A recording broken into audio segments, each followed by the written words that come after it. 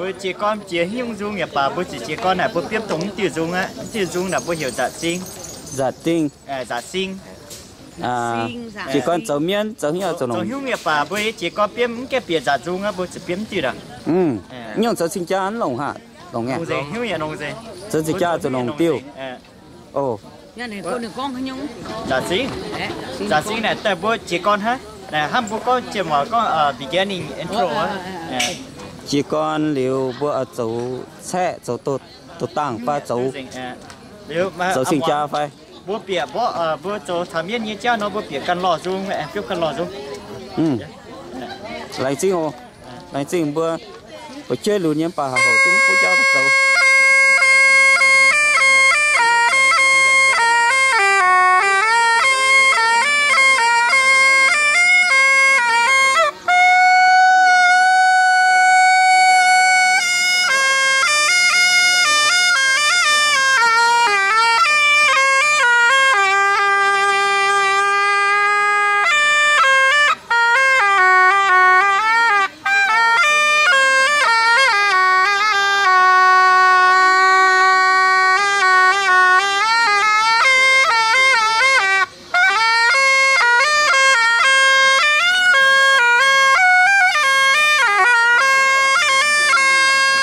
đang như là tấm mà chăm là bữa anh thanh con tại anh chỉ con tại số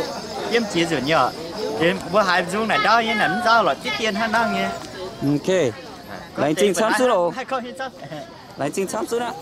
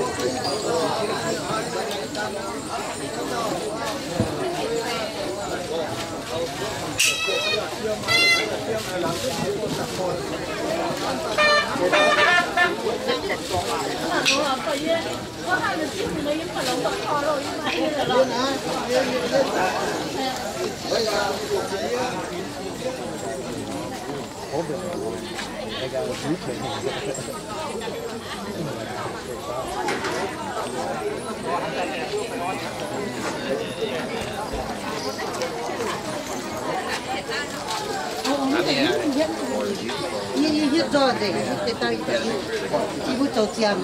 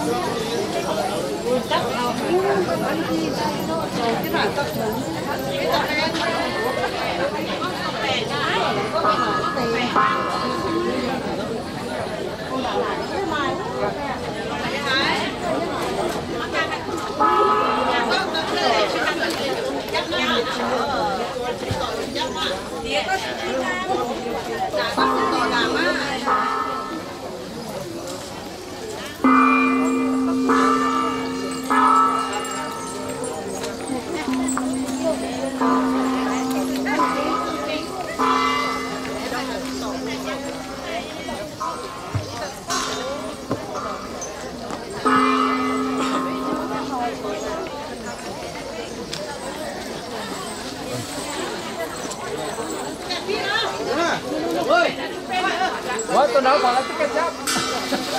Trăm rồi đúng không? Có thể 200 nữa đúng không? tiên thế á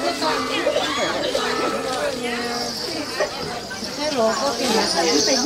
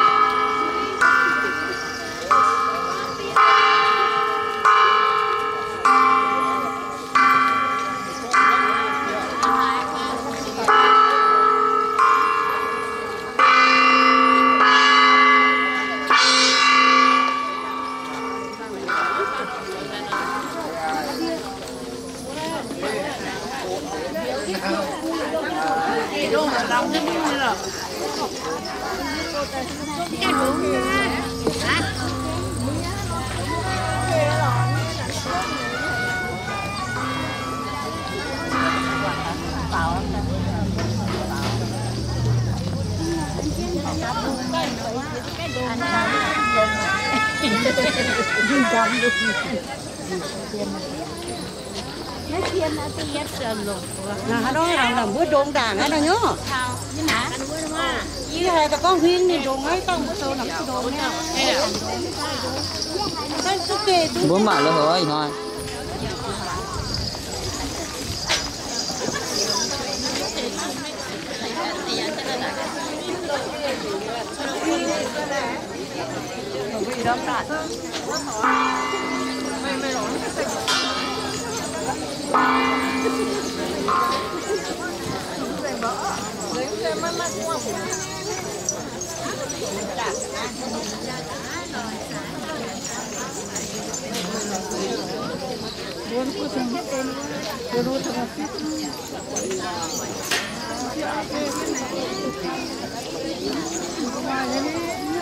Mày tăng vừa vừa tăng thì tăng tập trung visit này vừa đầu tiên cái đi thảo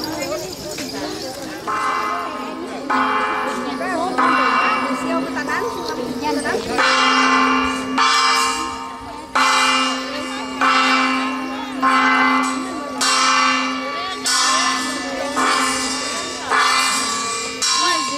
bỏ vui nha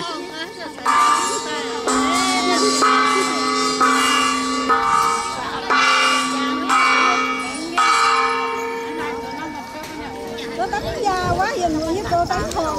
mấy vui hiểu nhú không thấy mà con mày bùi nha nó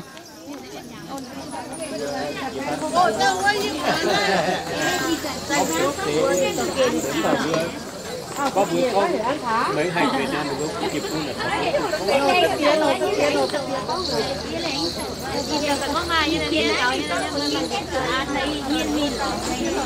là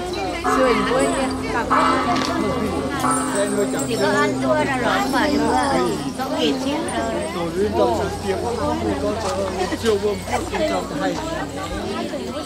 bà mẹ kia thấy này có mà cái kia hộp có mà phụ nữ chỉ khen tập phụ nữ tân học ấy thăm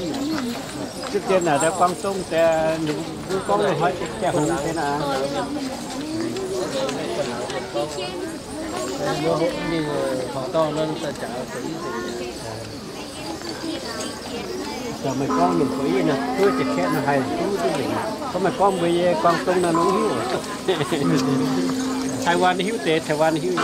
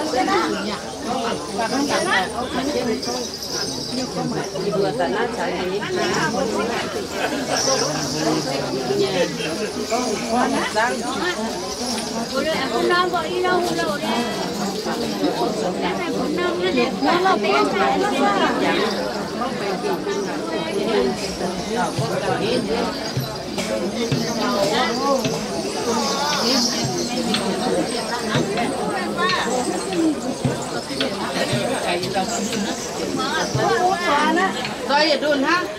rồi đun lấy bài á rồi lấy ta mua ta mi pu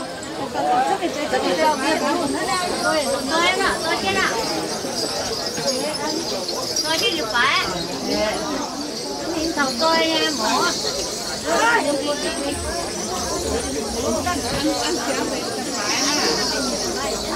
ai chào đi tập bài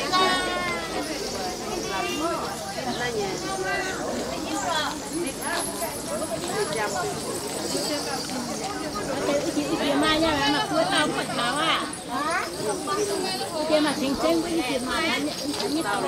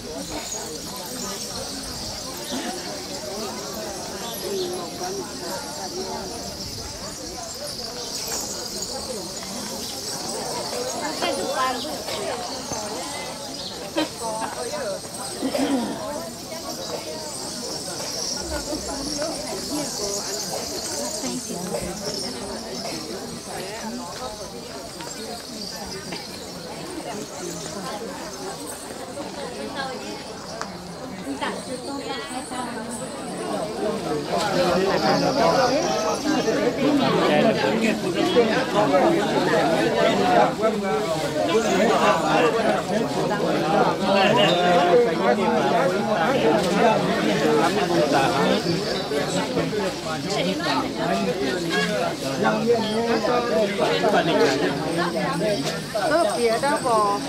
hát cũng bò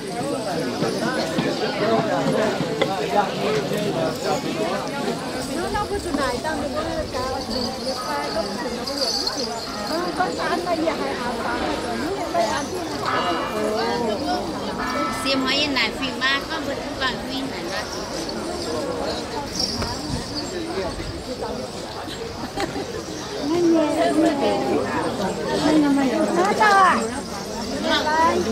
bây giờ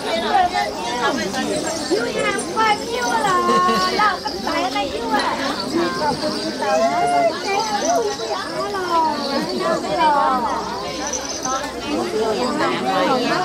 ông nói yên lại phim ba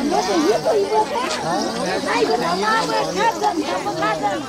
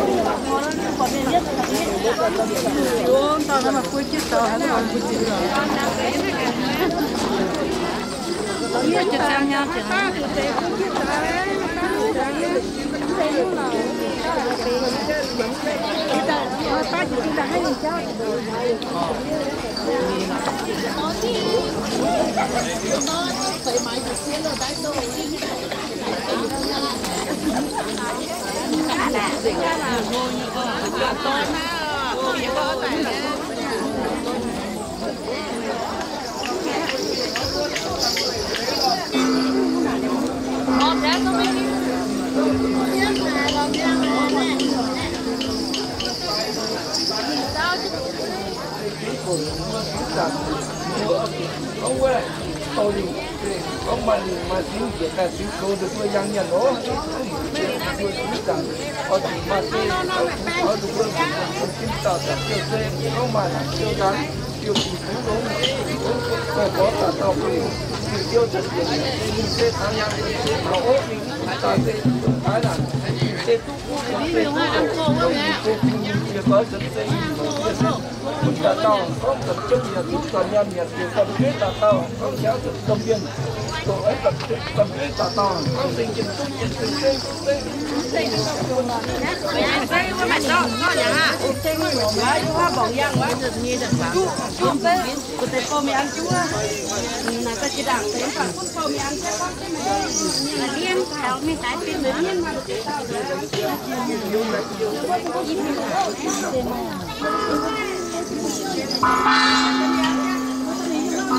con chân bây giờ miền bật tết tao không bây giờ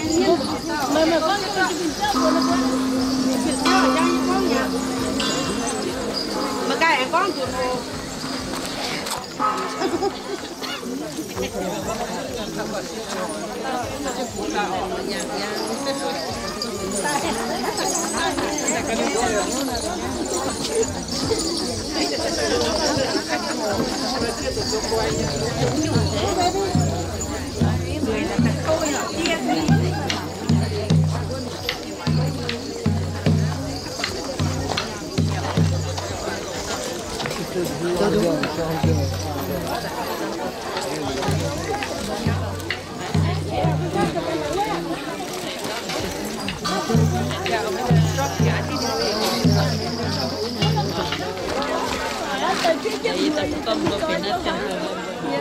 hình cái đó biểu đàm nào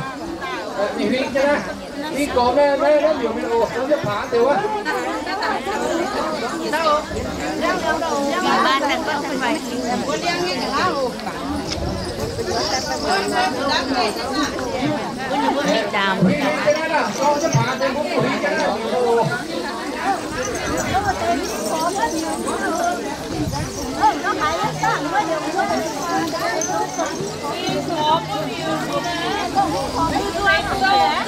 nó to nè.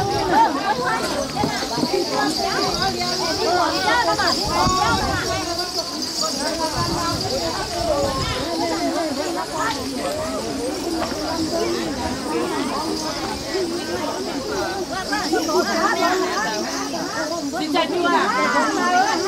Bữa có con tại vùng đi nhé, chua là chua. Mình cũng đã làm việc anh em con nhé, cả nước mà cái con này nè. Mấy kiểu mình nhé. Bữa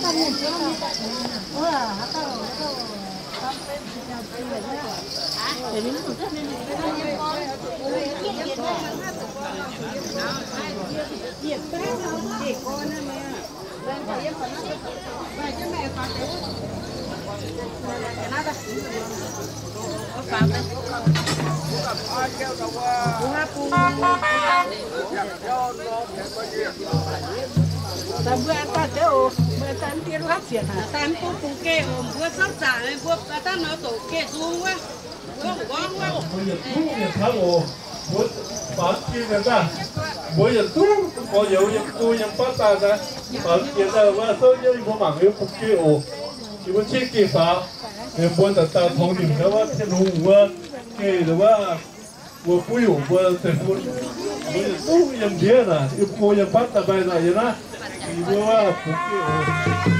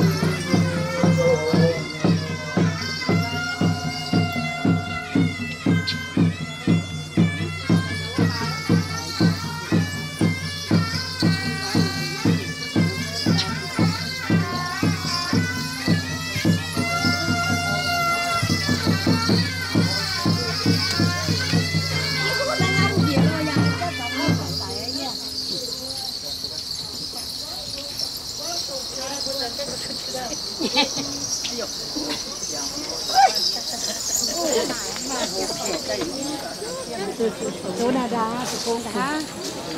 Ủa. Ở đâu ra? Có. Chưa.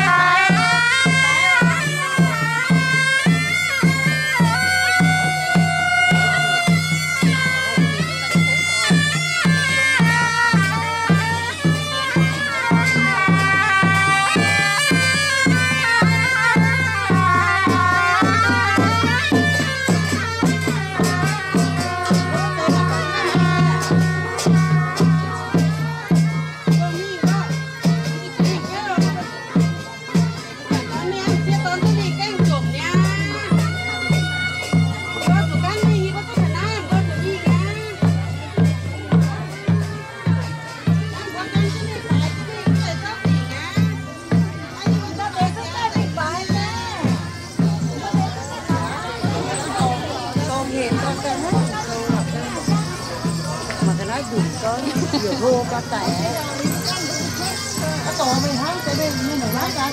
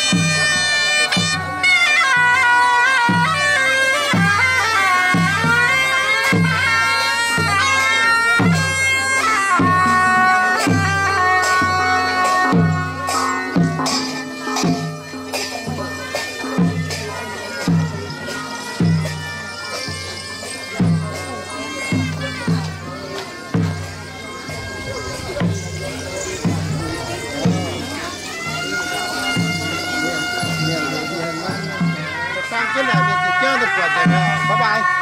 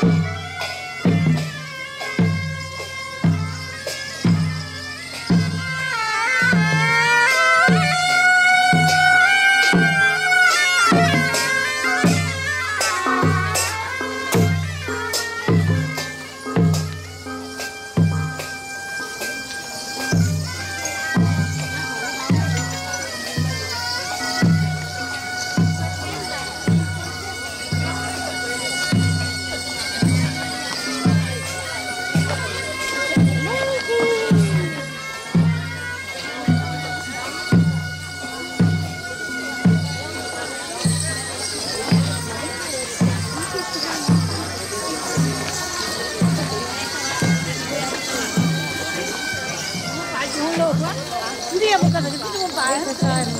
Baik.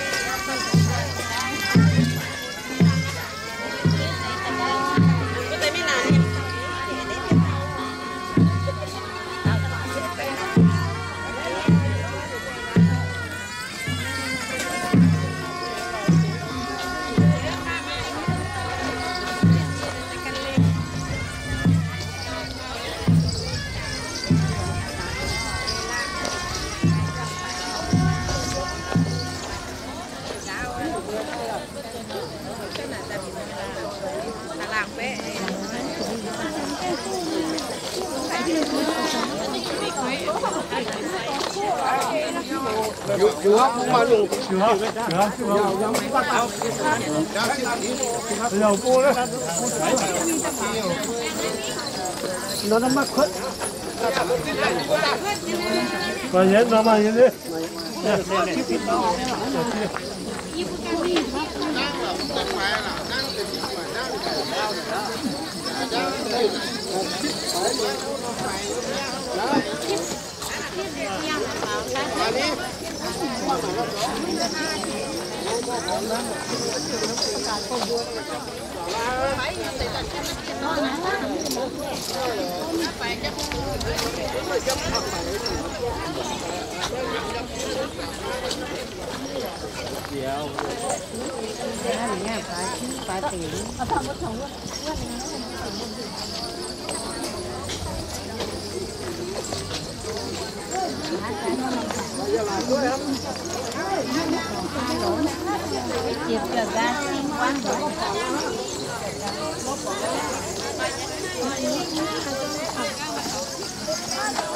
มันเข้าใจนะตอนนี้จะปฏิเสธว่าเราบ้านเป็นบ้านเลยอ่ะเนี่ยเราที่5 miều á nè cả miều cái nào mình hả cả miều viết giá rồi viết theo cả hả mình tìm ý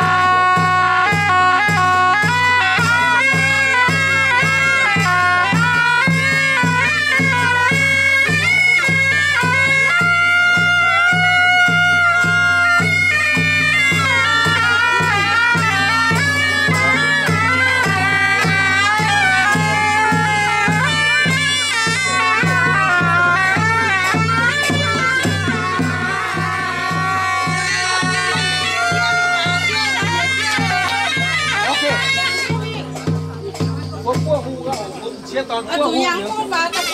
cũng có tính hiểu về lắm hay là qua điều hơn to là lý bị làm thế á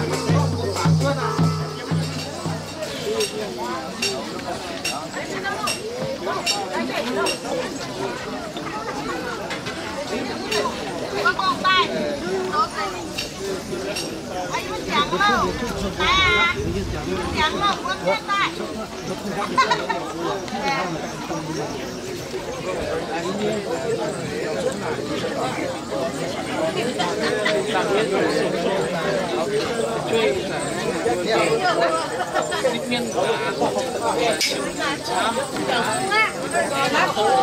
nhiều cô làm quá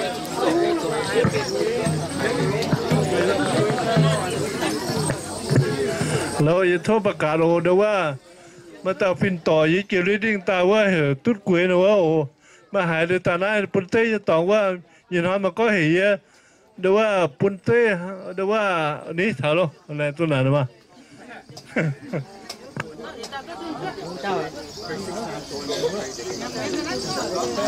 có mình hái liên tiếp theo mà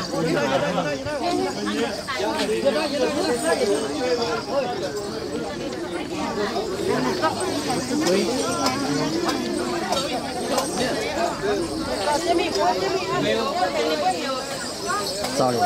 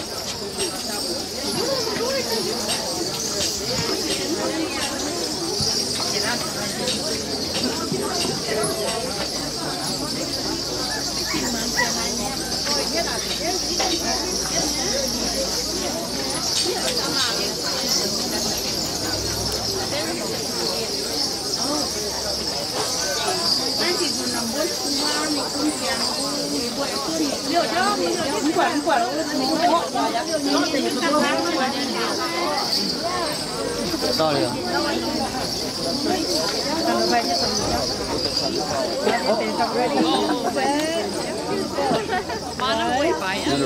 phải gì nhé phải gì nhé bố phải xuất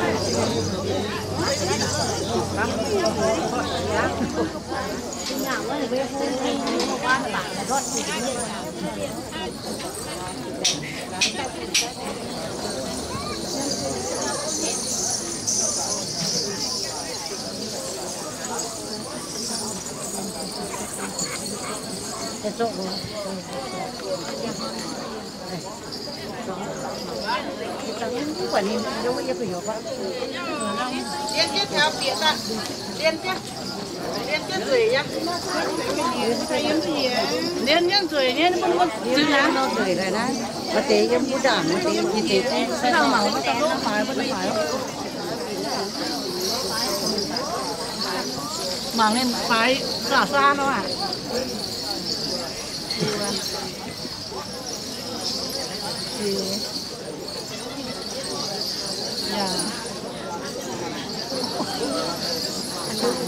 chú nhà sao một băm đấy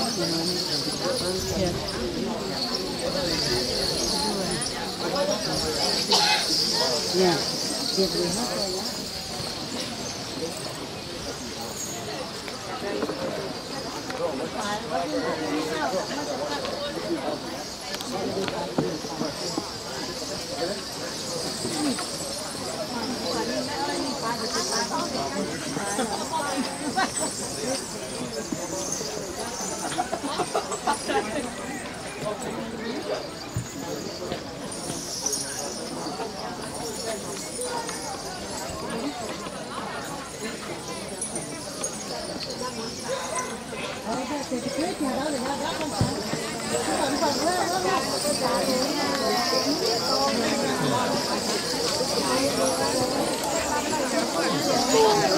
บอกเจ้าต้อง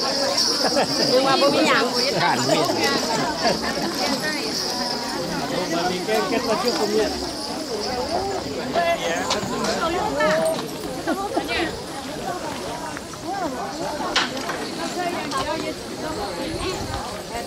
อันเชียnhiều quá nhiều con chứ mà chịu quá Pam bé ăn tỏi show. Anh Nick sẽ nói muốn con vui chỗ quá hảo của miền nhật. Bây giờ của cô nam rồi bé Ăn nọ. Pam bé ăn tỏi chật răng. Bà chuẩn tôi dùng con ổ mà chứ dùng nhiều. Hay nhiều dùng.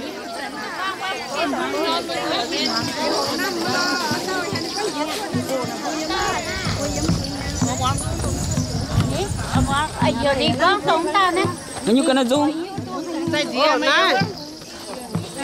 Số 5 số như dùng. 5 số na con bữa bao chặt rangว่าโอ้ย่างโตฟูโลจัดรางตามแปะเองตัวย่างกวางใจ À tầm vừa piêm cái giặt phải. Piêm giặt nhau mang rang rồi. Anh làm sao hả?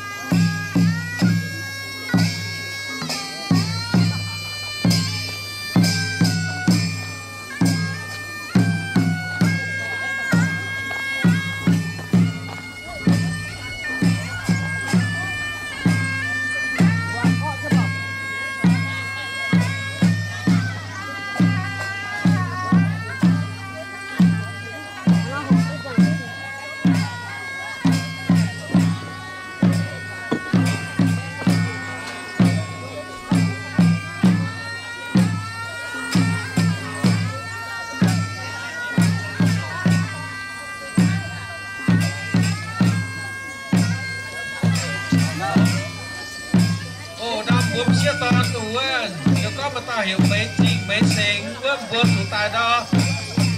dạng nó đứa lọ quần vua nè vua này lo á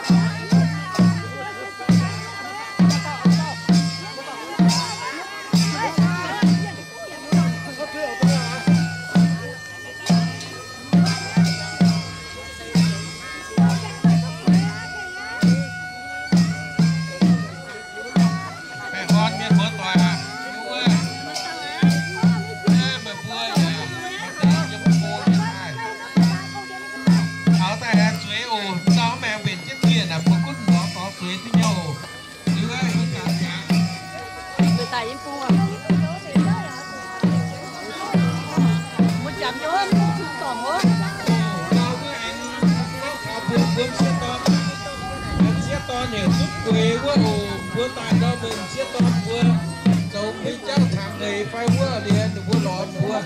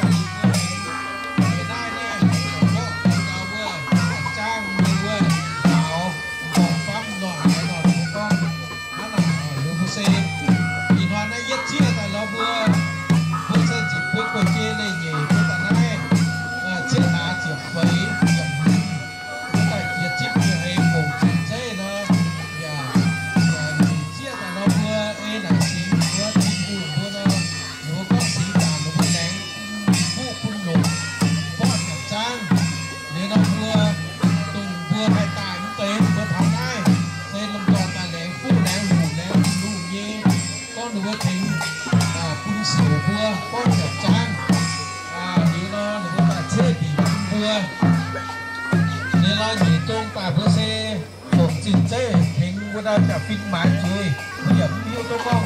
tôi cần giang miền đấy giờ mà chơi phải nó bây giờ biết ở như chơi đi chả phim nó hay hát nó hao những ai cho nông cho tài tháo tài thì ẩm tô hoang rồi màn chấu chúa tháo đi cho bà với nhận cho hàng đi phân ta chuột nông cho nhàแต่แล้วเราทุกกว้างถึงห้างเมียนหัวต่อยนี่แหละจริงเมียนหัวกว่าที่จังหัวใต้นอยูนอแหละจริง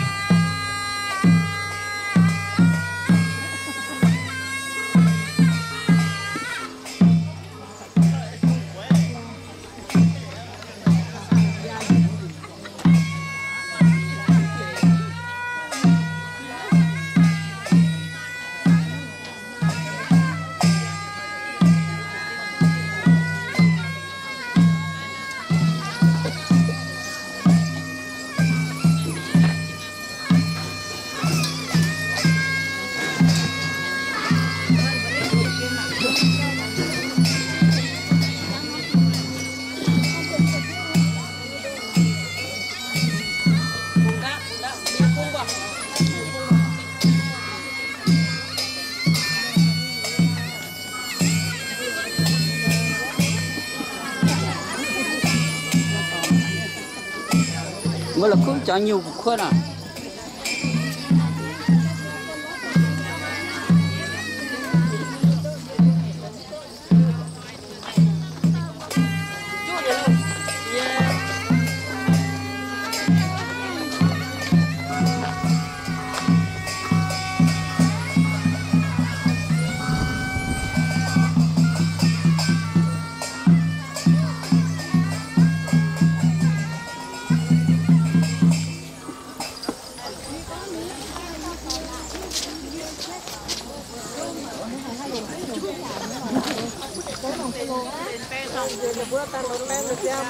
Kan tama sa pagkong kanyang ah.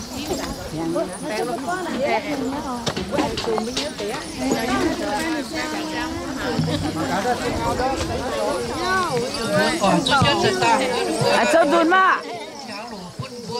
anh sao dùn bò có tới đâu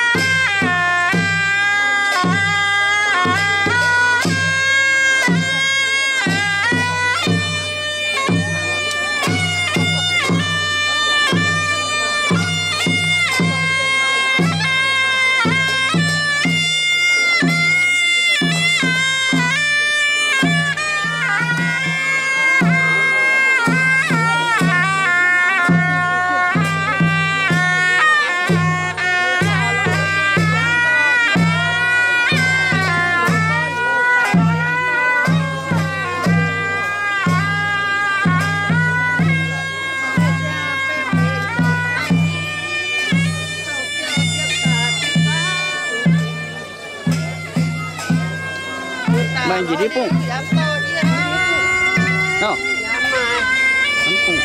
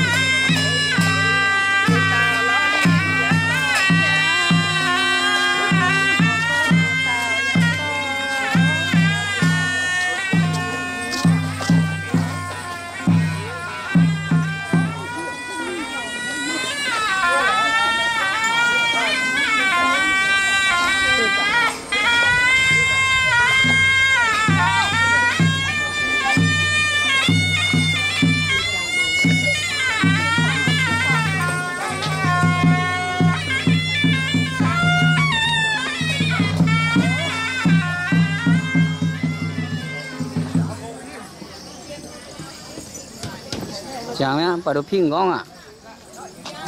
pin nhé bán được chưa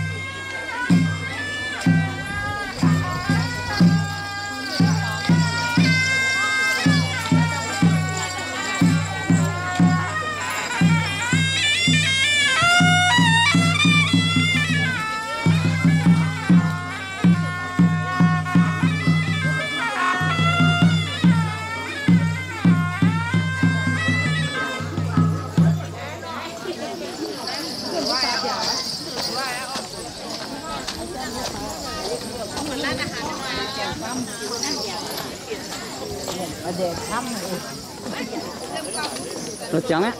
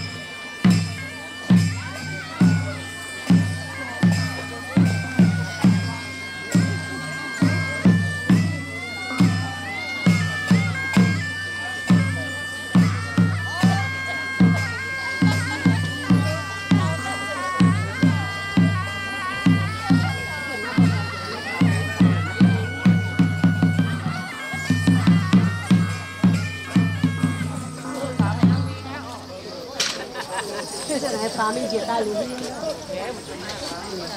ผู้กายจางศึกษาแม้ว่าฉันนะเ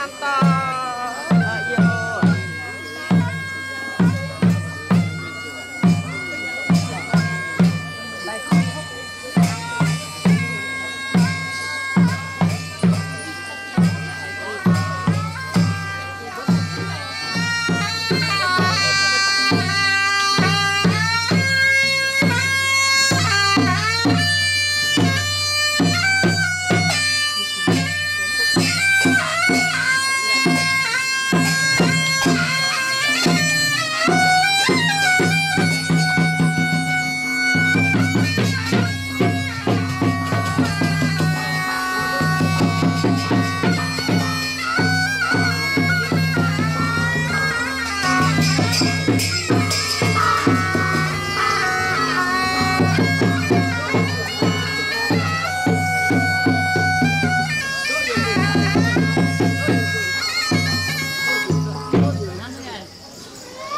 nhiều của Việt Nam hơn nè